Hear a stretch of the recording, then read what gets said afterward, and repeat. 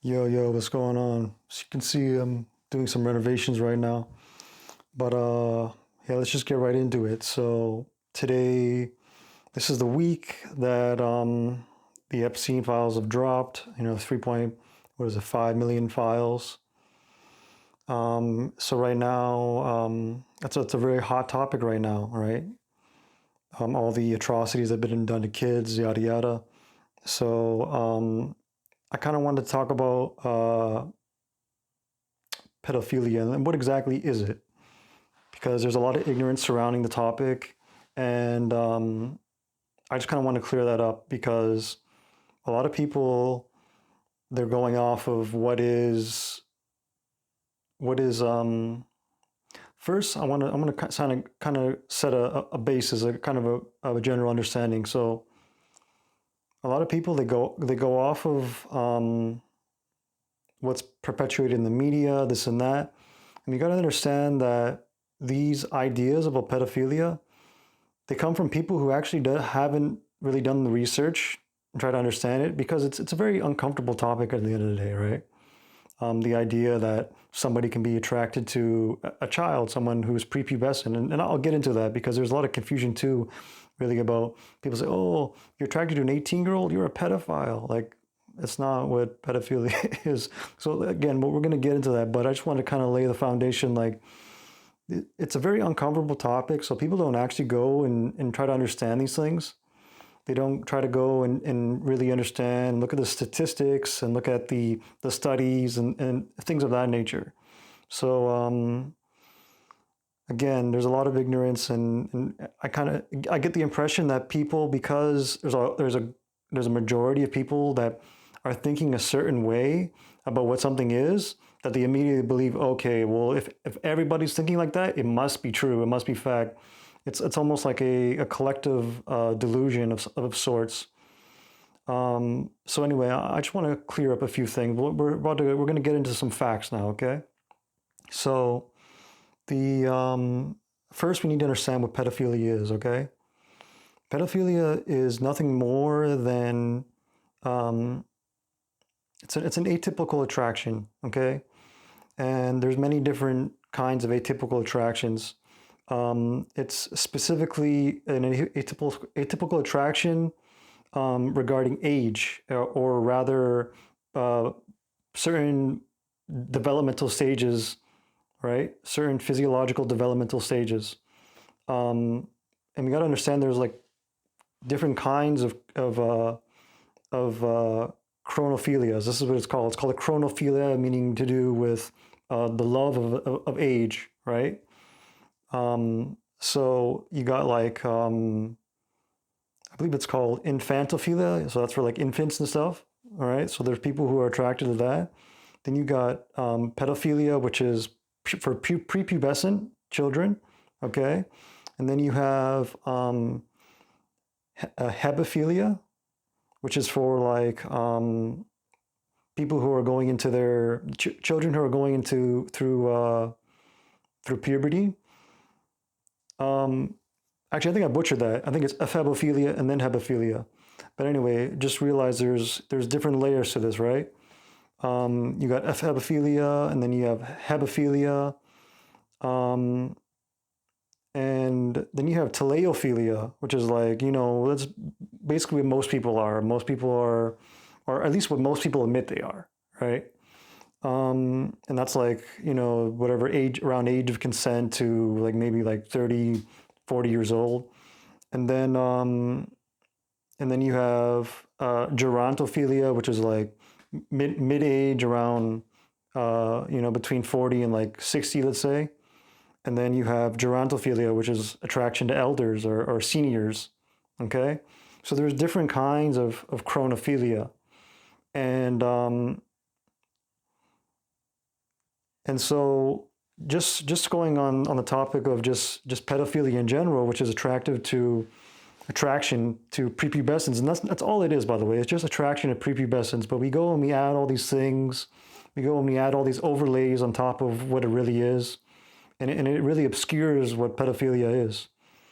And I go and I see all these comments. Oh yeah, pedophiles should be killed, this and that. And it's awful because you need to realize that, we'll get into the statistics later, but let's start to break a few things down. So first, we need to understand that just pedophilia is nothing more than attraction to prepubescence. That's all it is. But then you have what's called pedophilia or pedophilic disorder, and this is where you start having like problematic thoughts and behaviors that could potentially be harming to children, right? So when we're talking about someone who is attracted to children and has gone and harmed children, these are people who were afflicted with pedophilic disorder and they were not able to restrain themselves. You see, you understand? So, all right, let's get into some statistics now because this is very eye-opening. So, the first is the fact that the majority of child molestation cases are not even committed by pedophiles. They're committed by what is known as surrogate offenders, people who were looking for a substitute for an adult to sexually gratify themselves, right? So maybe it could be with an animal or whatever, right? But when it happens with kids, that's 66% of the time that that they are involved in that. Whereas the other portion is 33% are pedophiles. And actually, just to give some clarity, it's actually more like 50 to about 80%, from many sources, right? But in general, people agree that's about 66%. They kind of fall in the middle there. So yeah, I mean that's very eye-opening. It's telling us that that really it's a cultural problem. It's not a pedophile problem, why these kids are getting molested. It's a cultural problem. And this is always what I try to explain to people, like, bro, it's not about, it's not about,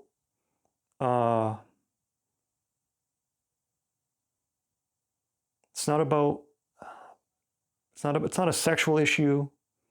It's a human issue, right? It's a cultural issue at the end of the day. And we can go deeper into that. All right, so let's go back to some statistics.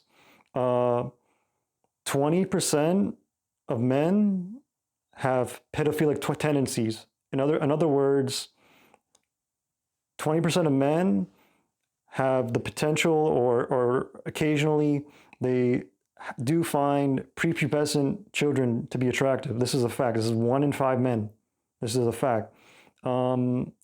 Approximately 5% of the human population have an exclusive attraction, meaning that they only are attracted to.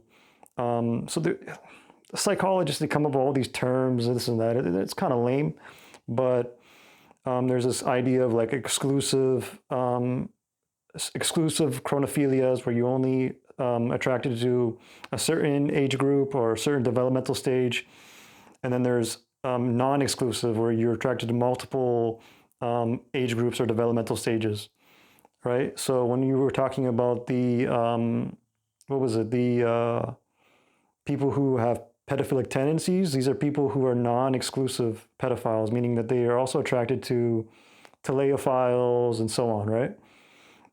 Sorry, they are also attracted to, they're also telephilic, I should say. But then you also have,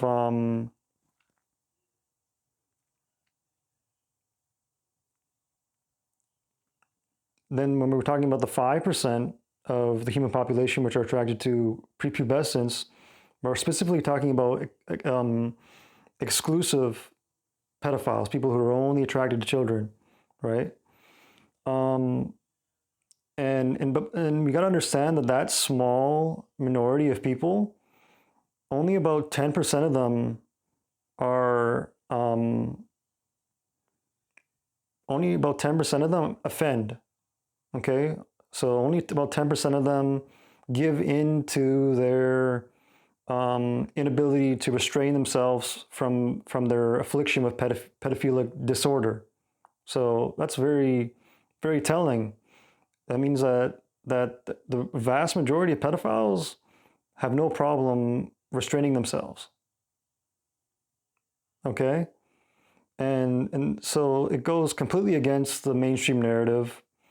Um, and I don't know, I just like people don't look at these statistics, but you know, there are also some statistics which do give some support to the mainstream narrative. So we'll get into that. So um, when these um, when these 10% of the 5%, it's like just so ridiculous.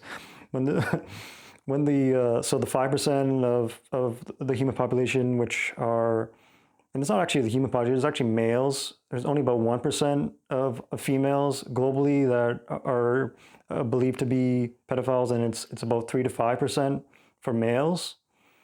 In any case, only 10% of those groups offend, and when they offend, it's more likely for the pedophiles to reoffend. There's actually about an 80% chance. So it's almost like when pedophile smells blood, it's GG. They want more of it. It's like that was very intoxicating. They have to have that experience again.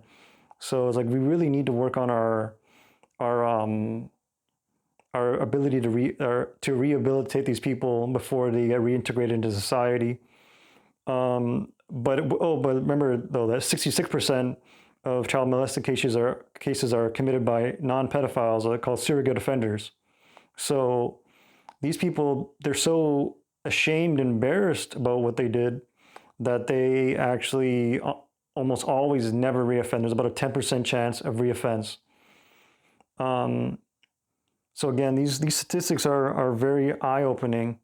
I wish I could get into more into my notes, but unfortunately, this is the phone that all my notes are on.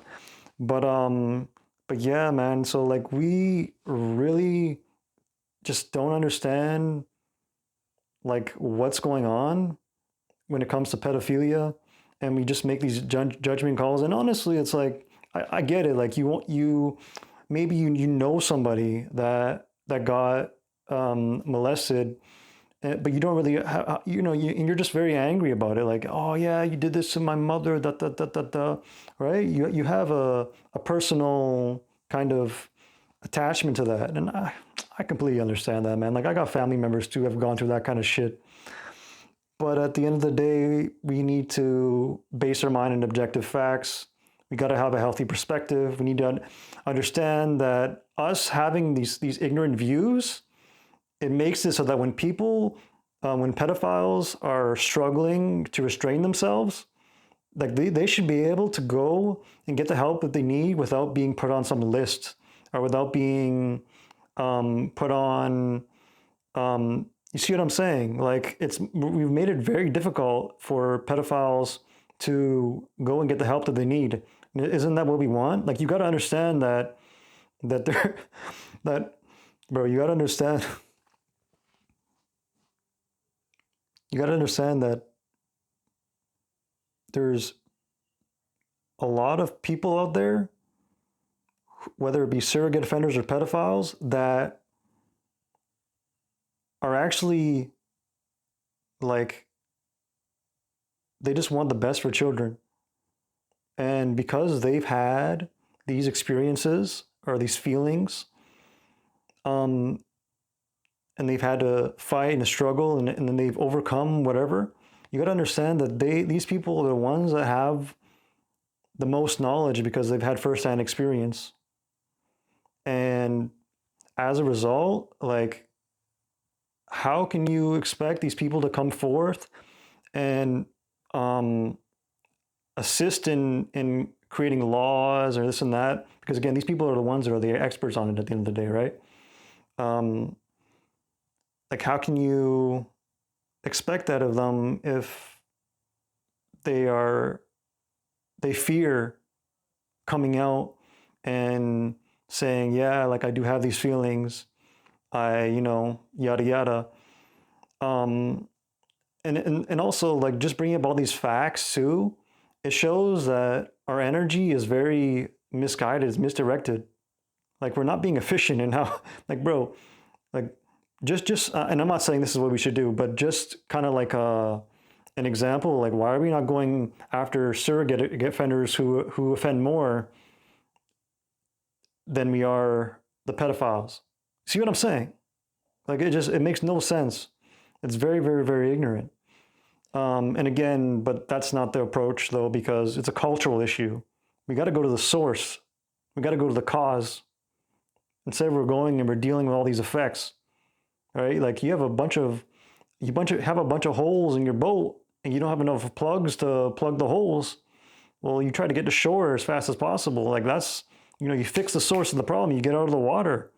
Like right now, we're just like, oh yeah, let's stick in the boat. Like that's like I know it's a metaphor, and some people they're not really able to think of metaphors very well. So I apologize. Me, I think in only metaphors. I'm very abstract thinker like that.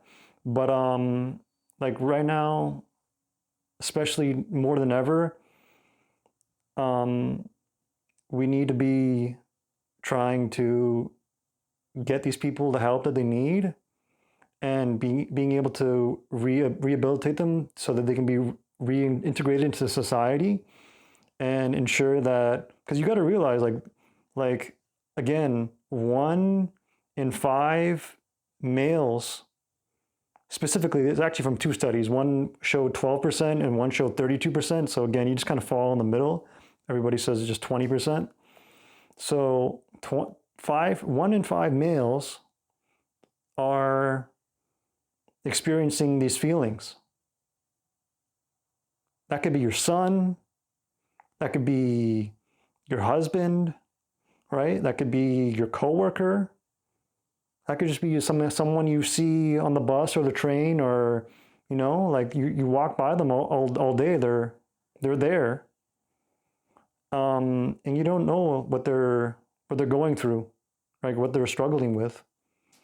So I just I ask that you really rethink like how you perceive these types of things, because us going and pushing these people down, it really just pushes them down to the underworld, and there's no way for us to really monitor what's going on there. Whereas if we were just open and say, yeah, let's get you some help, bud, then that would really be the solution, right? You see what I'm saying? And then we can start to gather statistics and really start to refine our method of helping people who are going through mental health issues, which could potentially be harming to children, right? So yeah, I implore you to really rethink that. And yeah, man, like these views are just making things worse. We got to understand that. Like if we truly want to protect children and help children, then we need to start accepting these facts, and and ensuring that these people who are struggling get the help that they need, instead of just pushing them down because it makes us uncomfortable. It makes no sense, right? Again, like if you have kids, or someone who has kids, or you want to have kids, like you gotta be thinking of their safety, and at the end of the day, like it's the best approach to have, for us to be able to have an open dialogue and open discourse openly. I'm talking about openly, not for these people to go into dark forums and da. Like these people should be able to go to the doctor, be able to get the help they need without being demonized and maybe it's not the right word, but condemned or whatever, for just having these feelings, right? I mean, I could go on and on and on. I apologize for the ranting, and I'm not going to edit this video. I'm just going to post it as is. Yeah, if you got any comments, you got any questions, I would love to answer them. I'm going to generally ignore negative comments, but I am passionate about the topic. So if you want to kind of troll me, maybe you might get a comment out of me. For someone who's being negative, we'll see what happens. But in general, I would honestly love to see too what if there's anybody out there who's also looked at these facts and these statistics. I really want to see what they have to say. So if any of the real ones are in the chat and in the comment section, please drop a comment, and maybe we can have a bit of discourse. I might even ping your comment if it's really insightful. All right, y'all, I'm thankful. Peace.